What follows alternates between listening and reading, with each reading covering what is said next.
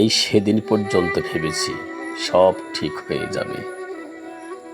কবে, কখন, কেমন করে, কিভাবে ঠিক হবে এবং সত্যি সত্যি কি ঠিক হবে এবং ঠিক না হলেই বা কী হবে, সে বিষয়ে অবশ্য কোনো চিন্তা করিনি, কোনো ধারণাও ছিল না।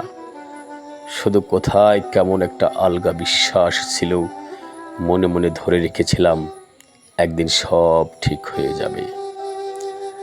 আমলকি গাছের ভেতর থেকে কোনো কোনো রাতে যেরকম ঝিরিঝিরি বাতাস ও বাতাসের শব্দও আসে, যেভাবে লেবু পাতা ছিঁড়ে হাতে ঘষলে এক হারিয়ে যাওয়া অরণ্যের গন্ধ ভেসে আসে, যেভাবে ঘুলঘুলির এলোমেলো বাসায় ডিমের ভেতর থেকে বেরিয়ে এসে চড়ুইয়ের ছানারা তাদের মাকে চি চি করে ডাকে, যেভাবে ভুল ঠিকানার চিঠিও একদিন কোথাও না কোথাও কারো না কারো কাছে পৌঁছে যায়, যেভাবে একটা ক্ষীণ ভরসা ছিল এই সেদিন পর্যন্ত, যেভাবে এসব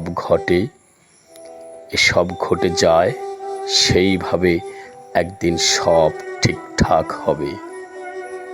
আমার কিছু করণীয় নেই, শুধু বসে থাকার অপেক্ষা।